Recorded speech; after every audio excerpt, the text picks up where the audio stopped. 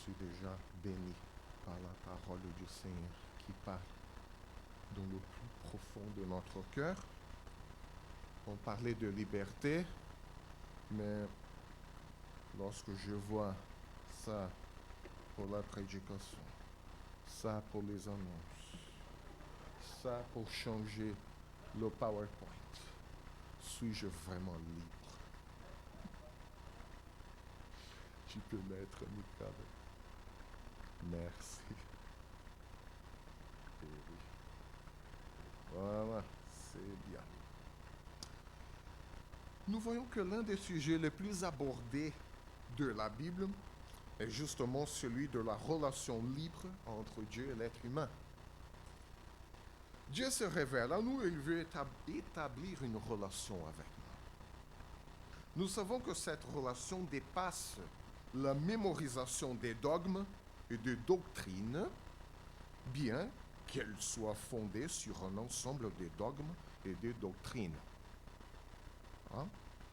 Mais si cette relation dépasse le système de doctrine, comment pouvons-nous vivre cette relation au jour le jour? Comment notre connaissance de Dieu s'imbrique-t-elle dans nos décisions, dans la vie qui est déjà si compliquée? Notre vie, elle est pleine de relations. Les relations familiales, les relations professionnelles, les relations de voisinage, les relations dans l'Église. Il n'est pas toujours facile de gérer autant de relations. Et là, on parle encore d'une autre relation, celle avec Dieu au milieu de tout ça. Notre relation avec lui est développée quotidiennement au milieu de toutes ces relations, des décisions et au milieu des conflits que cela peut engendrer. Comment devons-nous agir? Comment construire, comment tenir et entretenir notre relation avec Dieu? Évidemment, nous parlons ici dans le cas où nous voulons vivre la relation avec Dieu. Il y a ceux qui ne veulent pas, mais on va traiter avec ceux qui veulent développer une relation avec Dieu. Hein? Nous avons le désir de connaître, de servir Dieu. Mais l'urgence de la vie, les relations turbulentes, les problèmes, nous-mêmes entre autres choses, nous amènent à une situation parfois de frustration. Dieu veut se révéler à nous. Et de notre côté, nous avons le désir de connaître Dieu. Et puis la parole de Dieu est formée par des écrits qui nous racontent exactement cette difficulté de tenir la relation avec Dieu au milieu des problèmes et des conflits. Soit des problèmes de la vie qui nous arrivent d'un coup, soit des problèmes causés par nous-mêmes. Il y a les deux. Ceux qui nous arrivent comme ça sans qu'on n'ait rien demandé, et ceux que nous avons nous-mêmes causés.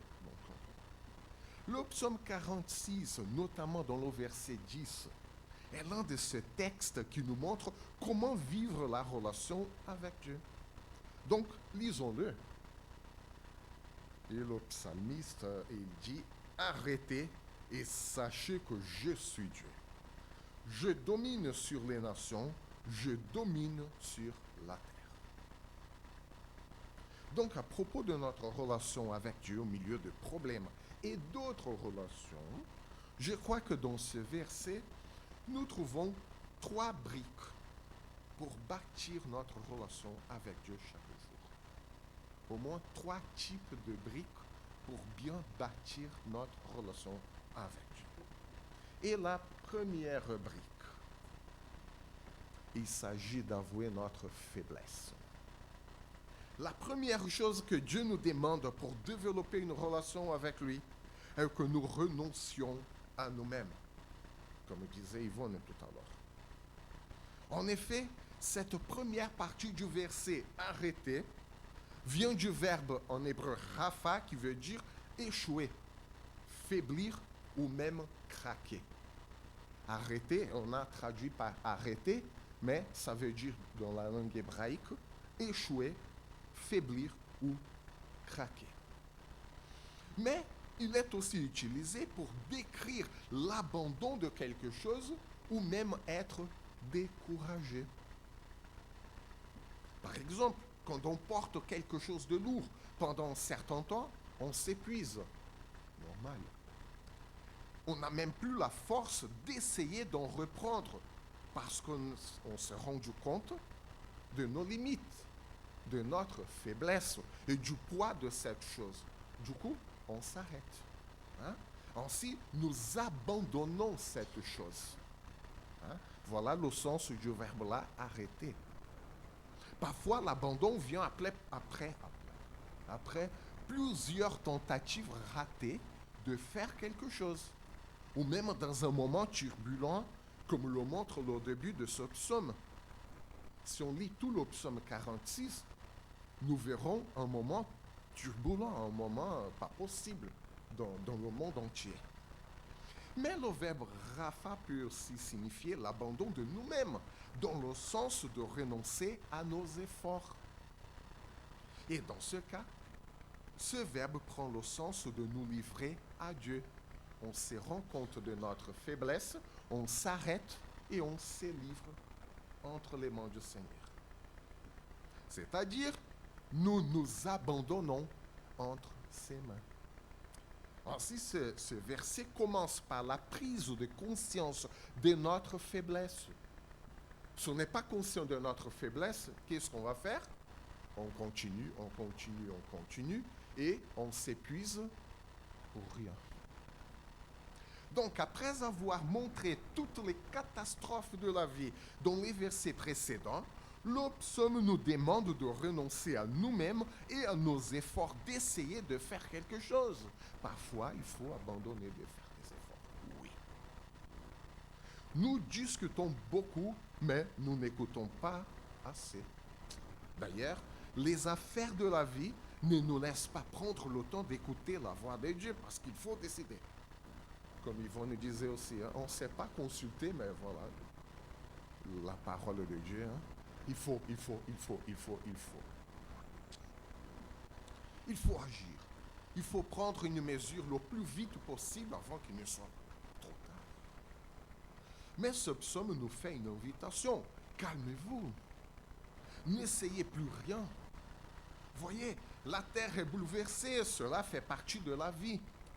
Parce que la vie est comme ça. Depuis la Genèse 3, la terre est bouleversée.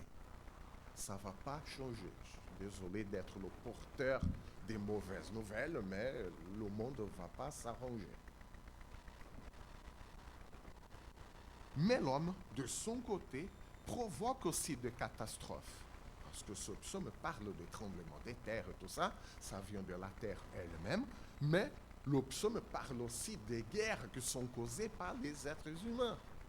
Voyez les guerres, les nations qui s'agitent. Du coup, calmez-vous. Reconnaissez votre faiblesse. Abandonnez vos tentatives de résoudre les choses à votre manière. Voilà l'invitation du psaume. Évidemment, nous devons les régler. Ce n'est pas ça le problème. Hein? Mais peut-être que ce n'est pas la bonne manière de le faire. Mais nous nous battons. Et la seule chose que nous fabriquons, ce sont des guerres et des conflits, selon ce psaume 46. Calmez-vous. Renoncez-y. C'est l'ordre que Dieu nous donne. Arrêtez. En effet, c'est la même invitation que Jésus nous fait dans le Nouveau Testament. Venez à moi, vous qui êtes fatigués et opprimés, et je vous donnerai du repos.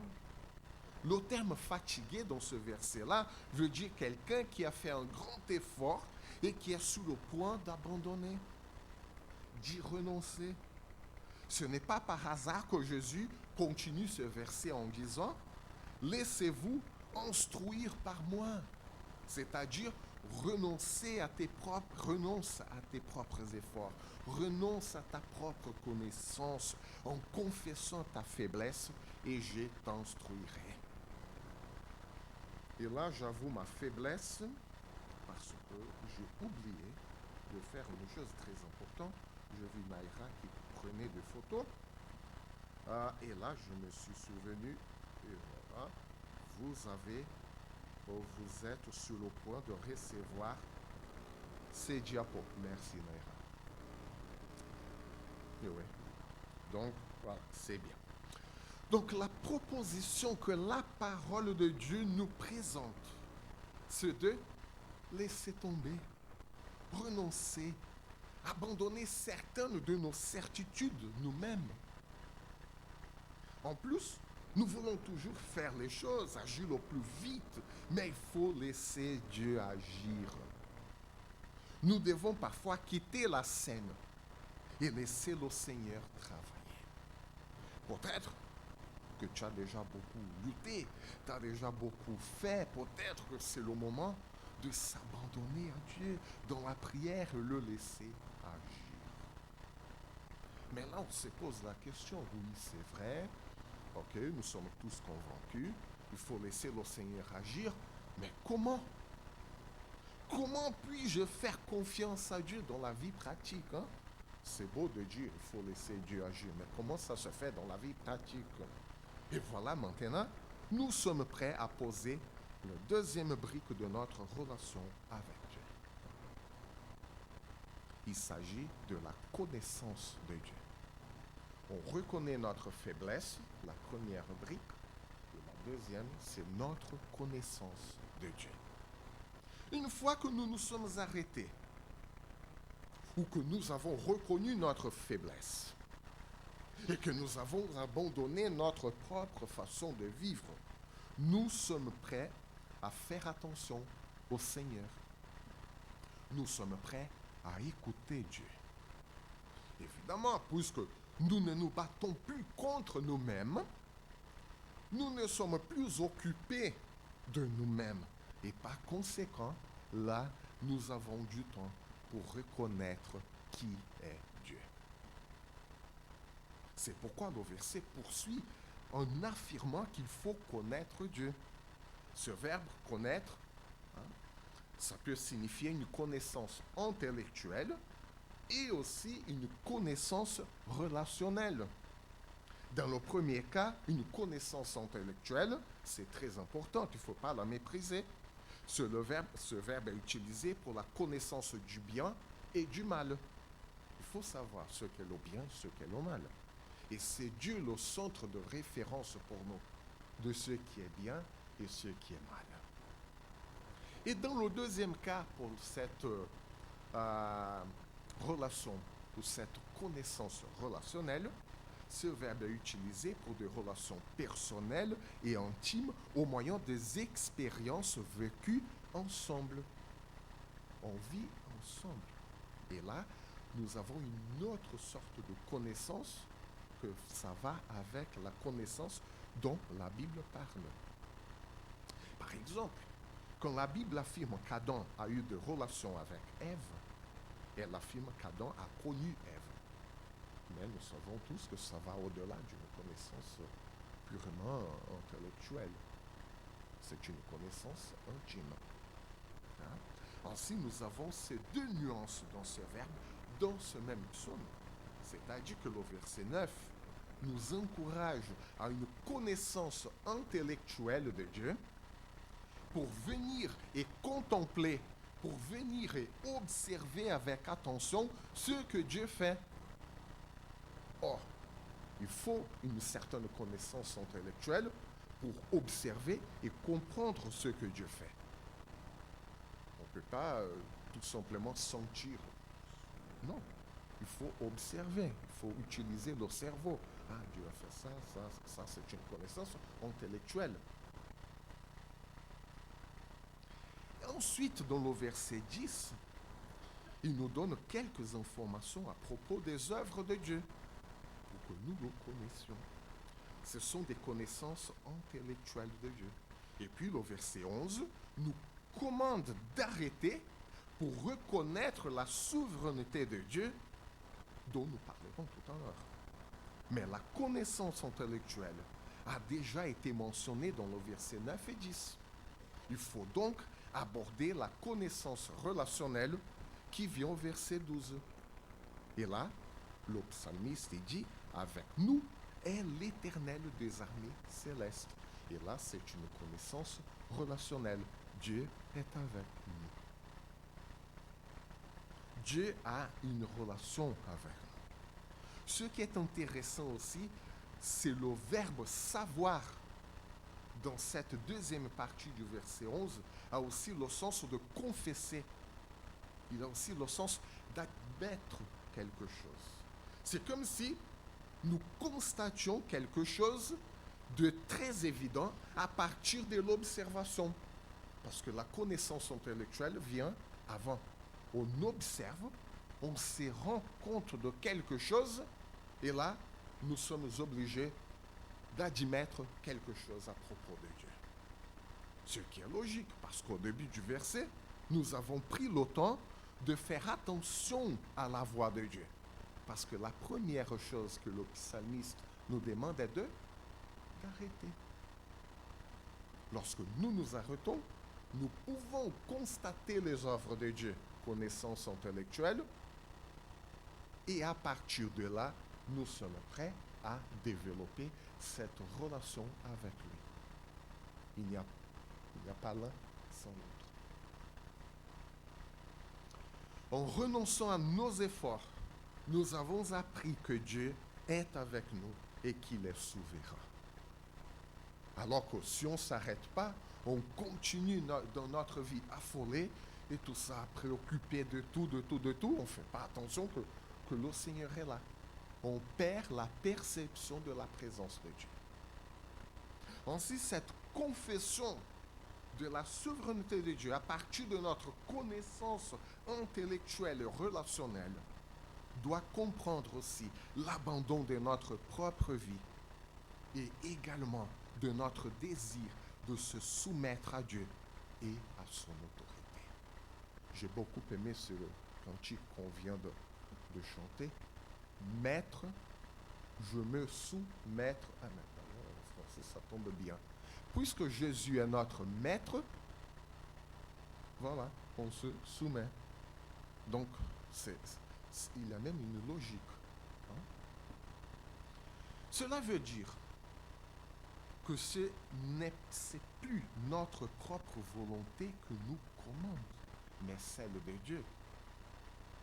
Et là, il y a une tension en nous, notre propre volonté et celle de Dieu. Et pourquoi nous nous soumettons à son autorité, à l'autorité du Seigneur?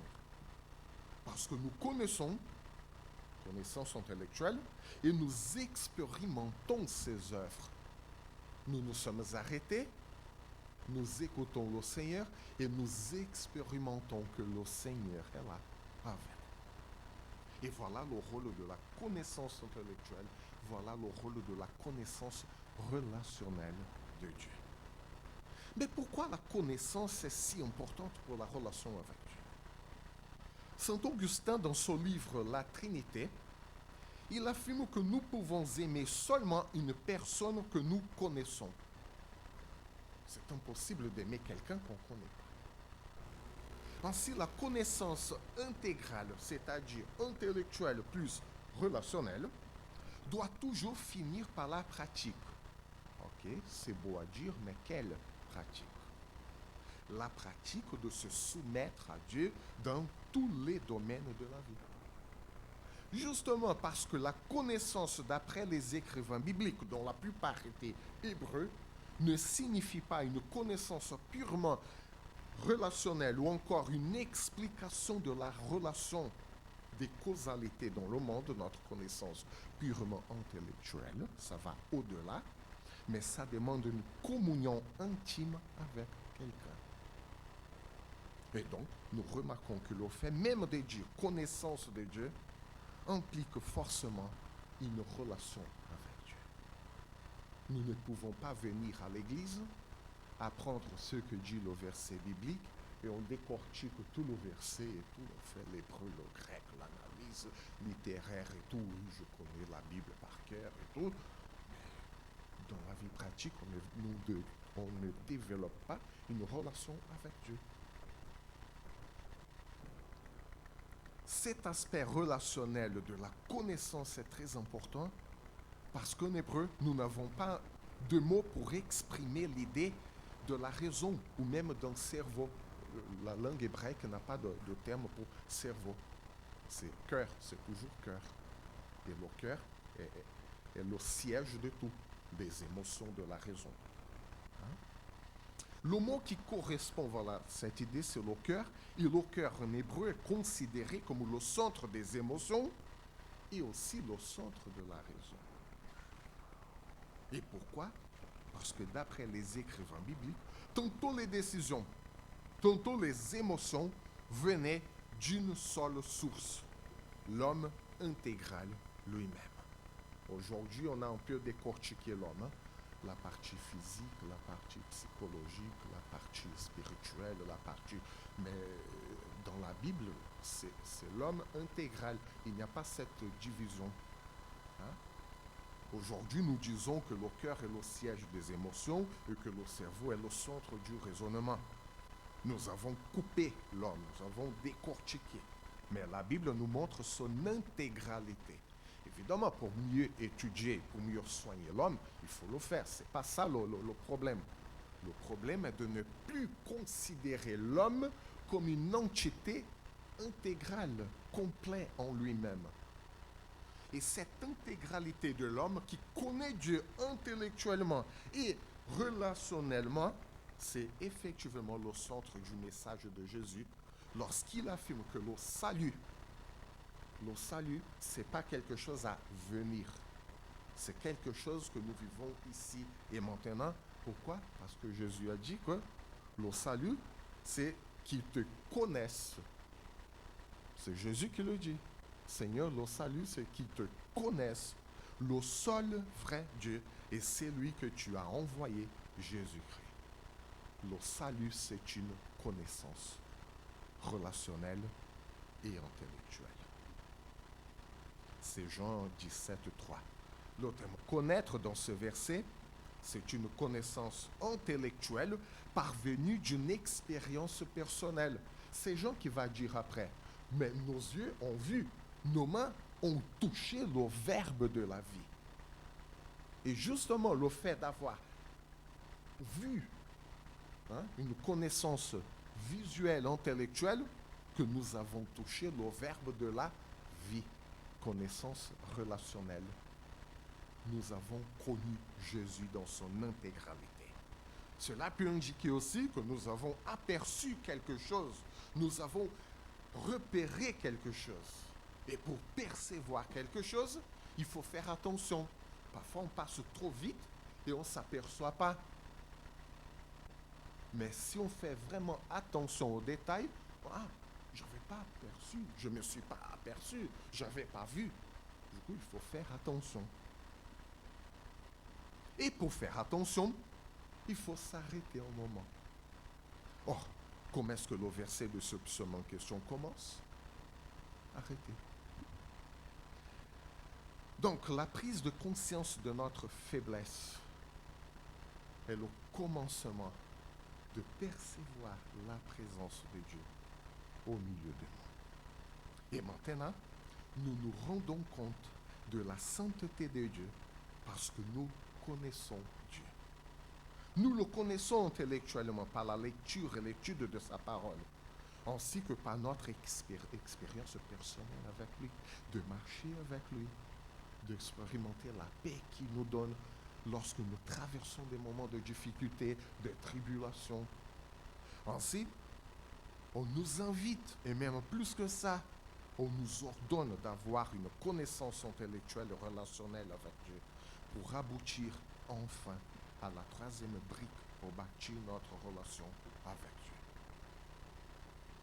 Dieu. Et la troisième brique, c'est vraiment admettre et se rendre compte que le pouvoir appartient à Dieu. Puisque nous connaissons Dieu, puisque nous avons une relation avec lui, et puisque nous confessons qu'il est Dieu, il est logique de reconnaître que toute la puissance est à lui. Mais comment faisons-nous? La suite du verset, sa partie finale, nous donne la réponse. Dieu domine sur tous les peuples et sur toute la terre. Le verbe utilisé pour exprimer l'idée de domination de Dieu veut dire faire monter, élever ou soulever.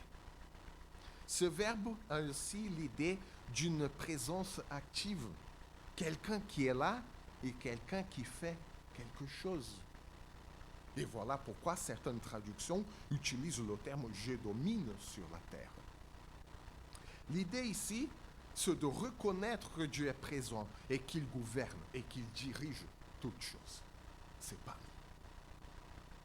nous. En effet, c'est la reconnaissance de la souveraineté de Dieu.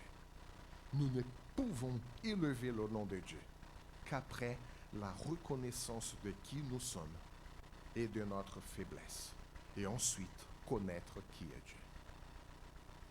Si nous ne reconnaissons pas nos faiblesses, nous allons prendre la place de Dieu et nous allons nier la souveraineté de Dieu sur toutes choses.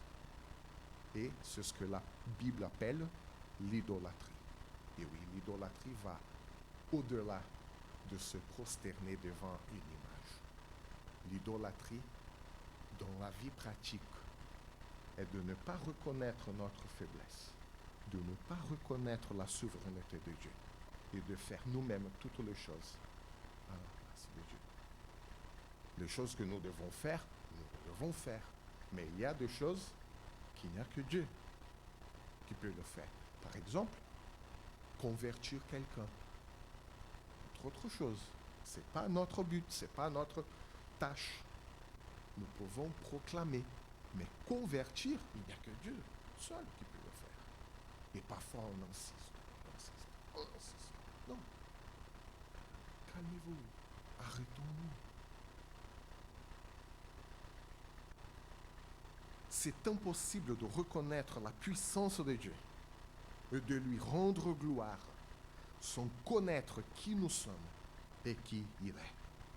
Le désir d'exalter, le désir d'élever le nom de Dieu marque la différence d'un cœur déjà transformé et d'un cœur qui vit encore dans l'orgueil.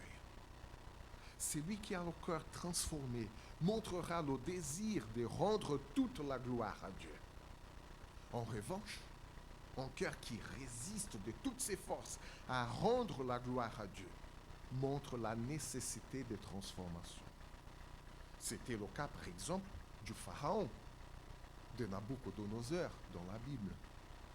Nous voyons, depuis le début de l'histoire de l'humanité, que l'être humain a toujours eu de difficultés à reconnaître la souveraineté de Dieu, comme dans le récit de la tour de Babel, par exemple. Les hommes ont voulu se faire un nom, se lever eux-mêmes, au lieu de reconnaître la souveraineté de Dieu. L'homme voulait se faire un nom pour lui-même au lieu de se soumettre au commandement divin de se répandre sur la terre. Non, on ne va pas se répandre. On va rester là et se faire un nom pour nous. Il a clairement défié la souveraineté de Dieu. C'est ce que l'humanité fait encore aujourd'hui. On défie la souveraineté de Dieu. Ainsi, ce verset du psaume 46 commence par la reconnaissance de notre faiblesse, mais à la fin, il nous montre que nous devons élever, faire monter le nom de Dieu. Et on vient de chanter. Chantons car Dieu est là. Nous l'exaltons. Ainsi, l'espérance de notre vie se trouve dans la gloire de Dieu. C'est quoi la gloire de Dieu?